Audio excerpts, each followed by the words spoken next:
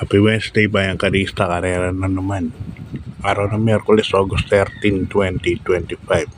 At regular racing po tayo. Meron po tayong 7 races, no? Mag-umpisa po ng alas 5 ng hapon ang ating race number 1. So Sunday, abangan nyo po. I'm sure magka-Ching Cup with the Prince Cup and King's Cup. Nakita ko na yung lineup ng ating Division 1 and Division 2, no, para sa Bagaching Cup. Medyo maganda naman po yung lineup. Hindi nga lang sumali sila yung Cook, pero yung mga ibang protagonist sumali, mga challenger yung Jungkook sumali. So magandang laban po yan, pati yung 3-year-old. So yan, start na po tayo bayang karista. Race number 1, magulo po agad. Isang rating base, class 4, 42 to 56 point split group. Lahat po ng distansyang gaganapin sa araw ng Miyerkules, puro 1,200 meters. At dito meron tayong 8 runners kaagad, no? Race number 1. Dito po mayroong 8 kalahok, pero tingin ko 4 na kabayo po ang may panalo rito. 2, 3, 5, and 7. Yan, may mga panalo yan sa mga malaki, mga pital. Siguro matibay na yan para sa akin. Mga 90% nakaka 1 point na bukagin yan.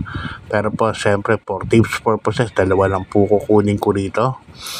Numero 2, Baba Boom. Yan, pag binigyan na importansya yan, tingin ko malaki po panalo yan. Baba Boom, may 1.13 po yan sa 1,200 meters. And second choice ko, number 3, Brown Missile. Nasa kayo naman ni Onel Cortez yan, may 1.12 media naman sa 1,200 meters. Okay, good luck bayan karisa. Di pa tayo sa race number 2. Isang rating base class 5, 17 points to 41 points split group. Ito yung mga dating rating base 6 points to 10 points split group, no?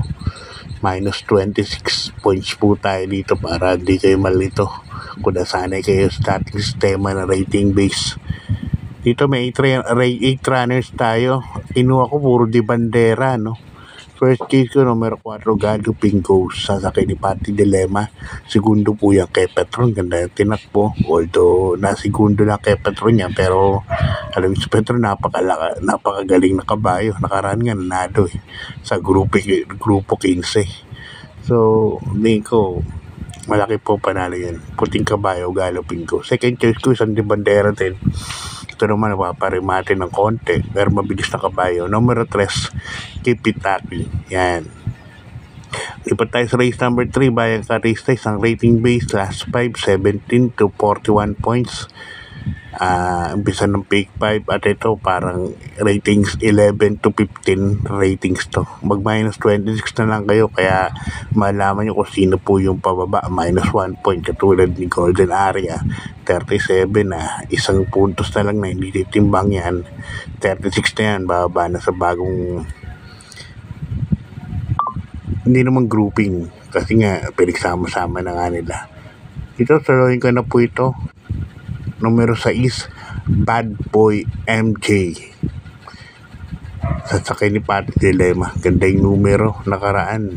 Parang napaaga lang talaga si Pati nung nakaraan dito. Yung malayong-malayo, sa inabot pa, no? Di top picking. Solo ko na yan. 1 for the day sa akin yan. Numero 6, Bad Boy MJ. Good luck ba yung karisa? Lipat tayo sa race number 4. Isang rating base class 5, 17 to 41 points split group. At dito meron po tayong 8 runners, no?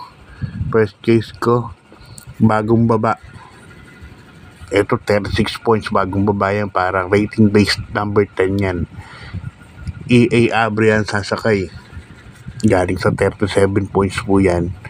Kahit 1,200 meters lang yan, tingin ko malaki na po ang panalo yan. Second choice ko, syempre ito, numero 4, Glenda's Magic. Sasakay ni Jackie Charles Reyes. Isang di banderang kabayo. Ito, pag napabayaan ito ng 3 kwartos na i-pacing ng maayos ni Charles, tatingin ko mananado. Si Achiholi, alam naman natin yung Deremati po yan. Kaya di sa race number 4, 7-4 po ako. Okay, good luck pa yung Garissa. Lipat tayo sa race number 5, sang rating base class 5, 17 to 41 points split group. At eto, may 8 runners po tayo. Itong grupo nito parang rating base number 5 to. No? Yung pinakababang ratings dati. Kaya lang ngayon may 30 na. May 17 points pa nga eh. Siguro darating yung mga buwan, darating panahon, may mga 17, 18 na tayo na rating base. First case ko rito, numero 1, Crown Jewel, Angel Ramos. Gamay ni Angel to. Ang problema lang nito, naiiwan sa salita, no? Pero pag naisabay ni Angel to, tingin ko malaki na po ang panalo niyan, Crown Jewel. Yan. Second choice ko, numero 6 na rin, Adorable Felicia. Asa kay ni Jackie Paul Repe. Yan. Kahit 1,200 lang, tingin ko kayang magparimatin yan. Kaya di sa race number 5, dalawa pili ko, number 1 and number 6. Good luck, Bayang Garissa. Lipat tayo sa penultimate race. Ang ating race number 6, ang rating base class 4, 42 to 56 point split group. At dito meron tayong 8 runners. Ito naman parang ang grupo niya parang 16, no, to 21 points. Yan, itong grupo na to. So, suluhin ko na po ito, numero 8, Cats in the Cradle. Bagong baba po yan, sa kay ni Pabs Caballeo. Tinalo niya na yan, si Service Deluxe, nag-1-13 nung nanalo yan. Hindi pa masyadong fast track nun. Kaya para sa akin, ito ang host to beat dito. Number 8, Cats in the Cradle. Pabs Caballeo, bandera, tingin ko dito. Kaya para sa akin, susuluhin ko. Ito, nakaw na tripekta, 847, 874. Baliktarin nyo lang yan, tatlo na yan. Tingin ko yan ang darating dyan. Okay, good luck, Bayang Garissa. Lipat tayo sa ating last race. Race number 7, sang rating base class 4, 42 to 56 points split group. At dito may 8 runners tayo. Ito, parang 16 points to 21 points split group po.